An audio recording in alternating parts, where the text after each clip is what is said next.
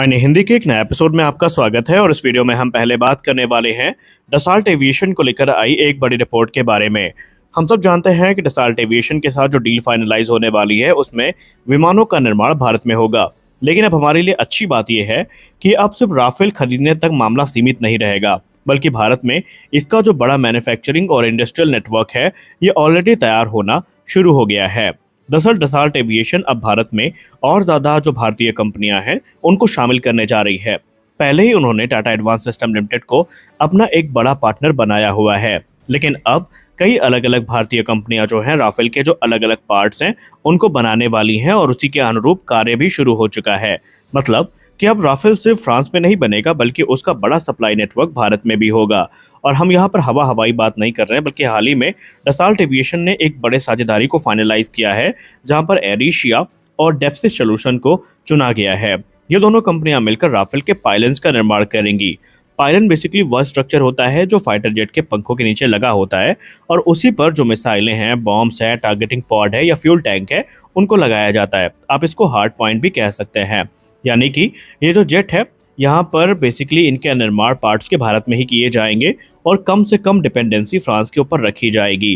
Rafale से जुड़ी industry अब भारत के कई शहरों में फैल भी रही हैं, जैसे कि एयर एशिया का जो ऑफिस है वो गुरुग्राम में है और जो एरोस्पेस मैन्युफैक्चरिंग हब है वो हैदराबाद होगा।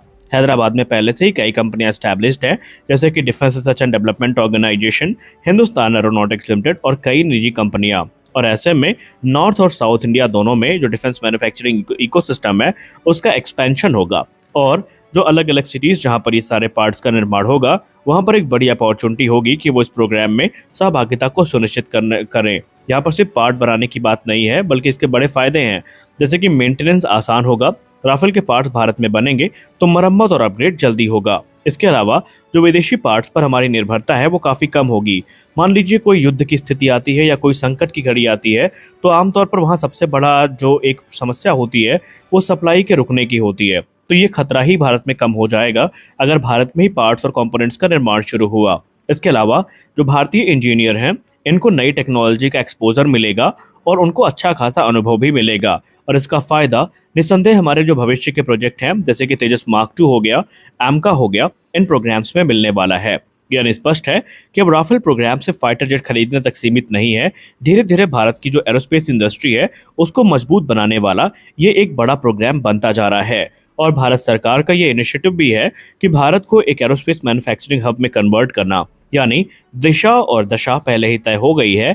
देर है इस डील के फाइनलाइज होने की, जो कि डसॉल्ट एविएशन के सीईओ ने कहा है कि इस वर्ष के अंत तक हम प्रयासरत हैं कि डील को फाइनलाइज कर लें। अगली बड़ी रिपोर्ट में हम बात करने वाले हैं भारत के मिशन सुदर्शन चक्र के बारे में। दरअसल मिशन सुदर्शन चक्र तो एक शुरुआत है, इसके पीछे भारत एक बड़ा multi domain national defence network बनाने का प्लान लेकर आगे बढ़ रहा है। इसका उद्देश्य भारत को मिसाइल, ड्रोन और साइबर अटैक, इसके अलावा इंफॉर्मेशन वॉरफेयर से एक साथ सुरक्षित करना है। और इस मिशन का जिक्र ऑलरेडी माननीय प्रधानमंत्री जी ने स्वतंत्रता दिवस के अपने भाषण के दौरान कर दिया था, जहां पर लक्ष्य है 2035 तक पूरे भारत के लिए एक इंटीग्रेटेड शील्ड और स्वाट डिफेंस सिस्टम को तैयार करना। बेसिकली ये कोई एक मिसाइल सिस्टम नहीं होगा बल्कि पूरे देश का एक नेटवर्क आधारित रक्षा ढांचा होगा। इसमें कई सारी चीजें एक साथ जुड़ी होंगी, जैसे कि रेडार नेटवर्क्स हो गए।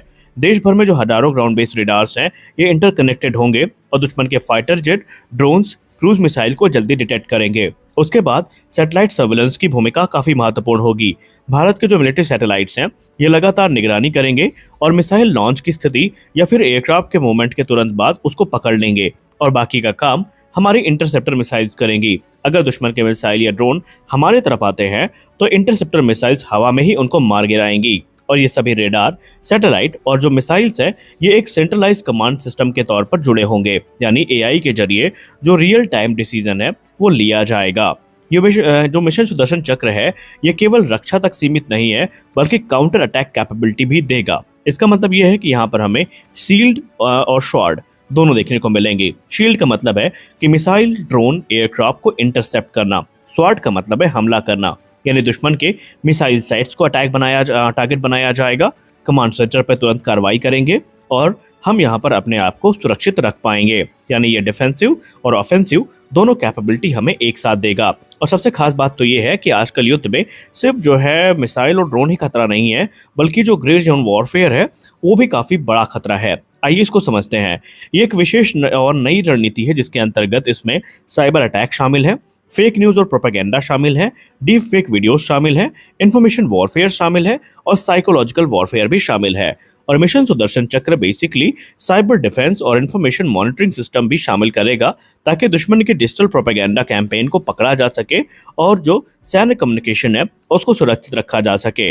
और ये जो मिस इन्फॉर्मेशन है और इंफॉर्मेशन वॉरफेयर है उससे लड़ने की जिम्मेदारी का भी निर्वहन करेगा।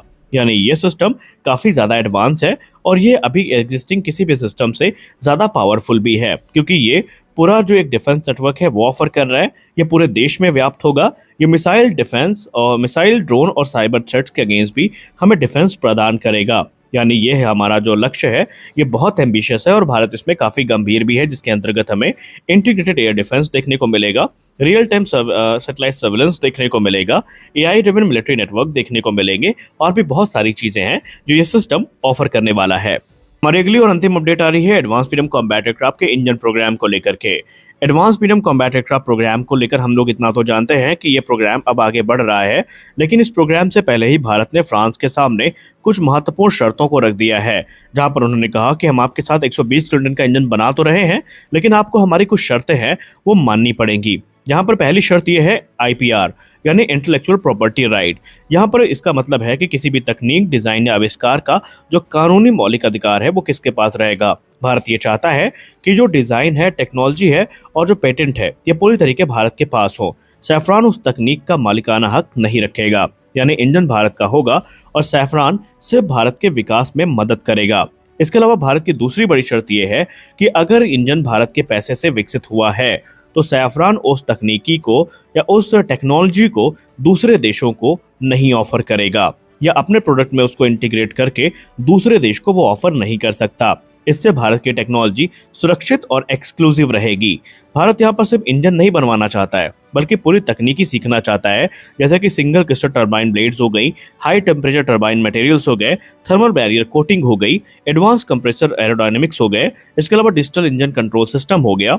ये सारी टेक्नोलॉजी भारत में विकसित भारत करना चाहता है और चाहता है कि ये सारी चीज़ें एक्सक्लूसिव रहें। ऐसा ना हो कि भारत के लिए इंजन बनाने के बाद सेम इंजन फ्रांस किसी और देश को ऑफर कर दे। भारत ये चीज़ को एक्सेप्ट नहीं करेगा और भारत ने स्पष्ट शब्दों में फ्रांस के सामने अपनी ये शर्तें रखी हैं। इसके बहुत सारे फायदे होते हैं अगर ये शर्त मान ली जाती है।